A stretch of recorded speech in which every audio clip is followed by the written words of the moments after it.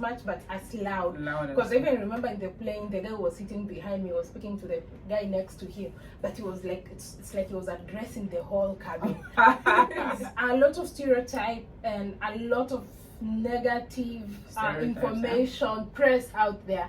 Nigeria has been given a lot of negative press out there.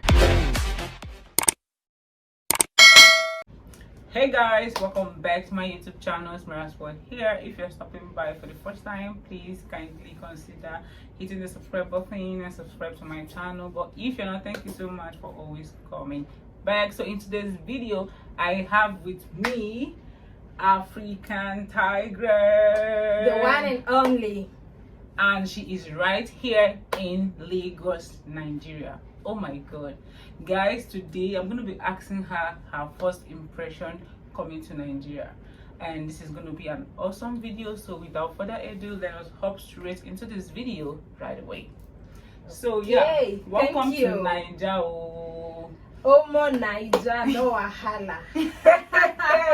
Everybody that comes to Nigeria just wants to like pick pidgin English. Yeah, because it's very interesting. Yeah, it's unique and it kind of tends to bring out that Nigerian personality, the energy. Like that pidgin is no joke, eh? Okay, so yeah, I watched your video.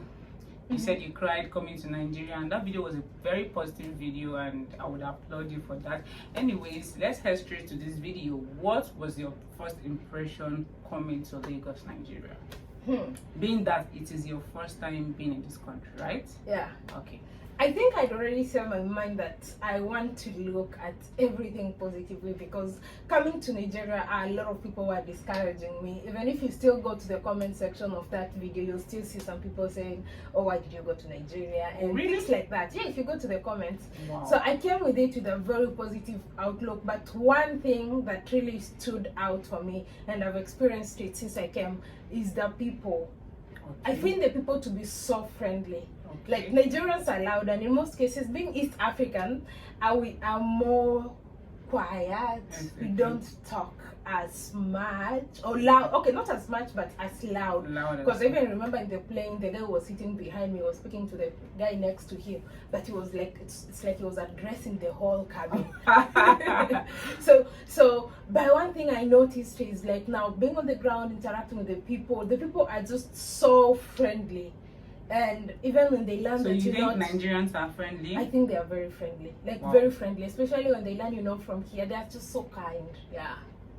Wow, nice one. So you said something about people telling you not to come to Nigeria. Is there any reason why they were telling you not to come to Nigeria? I think there's a lot of stereotype and a lot of negative information press out there. Nigeria has been given a lot of negative press out there. Wow. So until you get here, you really don't know. You cannot rely on the media, because the media has always told us a lot of things that over time will come to prove to be wrong. So sometimes you just need to interact with people, and of course, just like in every society, in every culture, in every community, and even when you look at families at large, the larger family units, you will not miss to find one bad apple.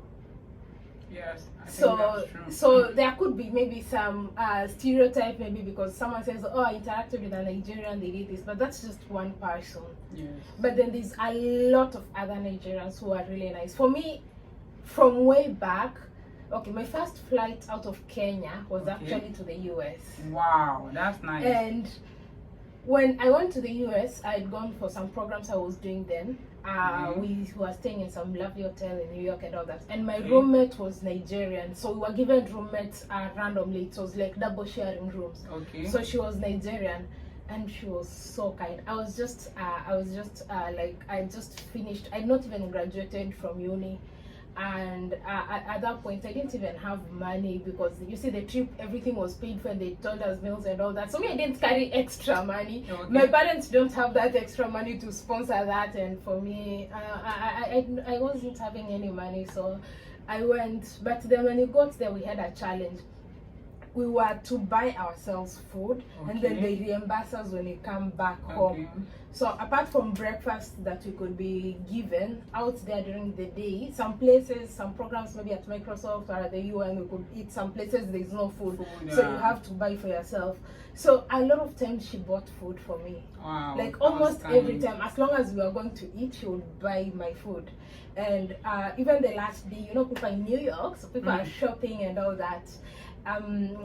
People are shopping and all that, and I didn't have money, and I really wanted to buy something, you know, just to take home. Then she just told me to pick something, so I just picked something, some gift, something to take to my father. Wow. So I bought, and she paid for it like free of charge. Shout out to Juliet Onyefuson. Wow. I can never forget, like she was like a sister to me. She was kind, patient, hospitable, like everything. That was my first interaction I had with Nigerian. And after that, I've had lots of interactions. There's lots of Nigerians in Kenya. I've interacted with a lot of them. They're very hardworking people, like very hardworking. You know, I did have a business in Nairobi, and my neighbor was Nigerian. Wow. And I asked him, I used to ask him, you know, this information and stereotypes out there, and I asked him, like, why is it that like a Nigerian would come and hustle, like maybe do, you know, hustling, like some jobs that maybe, you know, and then he'd be like, you know, he told me, like, me as a Nigerian, I would rather suffer out there and make it than be in Nigeria broke, where everybody knows that I'm broke. But I kind of see that mindset is pretty different from us. For us, we are like, let me go back home, suffer from home. But on the other side, like a Nigeria goes somewhere and they are determined, no matter what, they will come, start small business and grow it, and then they will become very successful. Yeah, so that's the mindset, and I really love that. Wow, nice. So you've been in Nigeria for a few days, let's say 5, 6, 7 days. Yeah. And the other day we went to a sit out. What was your first impression going there? What did you think about the place and all that? The place looked lovely. The place we went looked lovely, and yeah, it's just that you need the earphones to enjoy the music, because funny enough, that is the first time I'm going out. As in, this is the first time I'm experiencing something like that. I mean, it's something that looks nice, or maybe people are starting to implement it. I've never gone to any sit out, and you know, you have to join the show by putting an earpiece or something. Yeah, so that one limits people from dancing, because it's for someone who does not have that earphone, so they're looking at you, they're wondering like, what is happening? What's happening? And you could be off key because not so many people are dancing. But I'm told the life is more vibrant where it's not for COVID. So yeah. Yeah, because we actually went to somewhere and it was closed. It was sealed because of COVID-19 and all that. I thought it was 12. Hey, good. The breeze is messing my people. Your wig is so funny. Thank you. If you had your hair, that's how it would mess. So just let us see with your hair. So guys, we came out here and we found out it was sealed by the government. COVID-19 wahala. An African tigress is here. Valentine is here now. Where is your boyfriend? You are standing outside.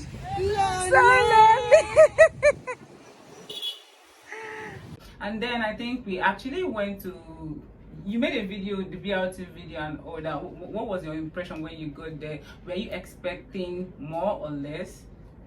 For the BRT, I think I'd seen them move from the first day when I got to Nigeria, from the airport along the way, Oshodi and all that. I did see the BRT moving. So one thing I love about the BRT buses, they are so cool. Like you can even just pay for that money and just sit to enjoy, to stay away from the sun, because this place is very hot. So you can just pay for it and it keeps moving you. Yeah. So so that, and also the music. I love that it has music, so the music is really good, and they play like Nigerian music. Yeah, so it's not boring. Yeah. And the seats are very comfortable, and the charging. That's also something that I really like. So you don't go low on battery and all that. Yes, the only downside is that they need like maybe I think you said there is construction going on. So there has to be like a very exclusive line for it, and no other vehicle should be allowed to use it. That's what it would reduce the time it's taking by half. Yeah. Because right now some places it gets stuck. I guess they're working on that, and some places have their own dedicated lane. And so let's get to the food. The food. How you enjoying the food? My host is a great chef. Yeah. Shout out to TIGRESS. She's a great chef. The food is amazing. She's overfeeding. So, are you trying to say you've not eaten out since you came?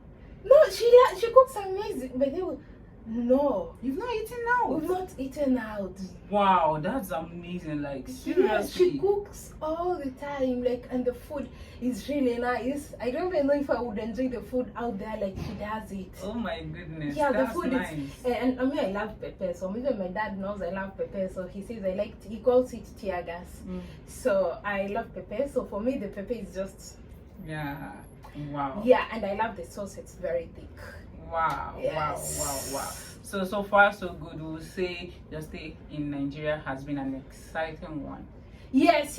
So far so good. I've loved the experience, the people, the culture. Personally, like people have said a lot of things, but personally, honestly, like my interaction with Nigeria, both at home, in other countries across the world, and in Nigeria, I feel the people so friendly. Oh, I forgot to mention, I love that you see a lot of people wearing African outfits, Ankara. Yeah. And it's considered formal. I think I've seen videos and all that people you can go to an interview dressed in that. It depends. Like mostly in official places, people tend to wear official outfits, and maybe they have particular days like Thursday, Fridays when they can wear that.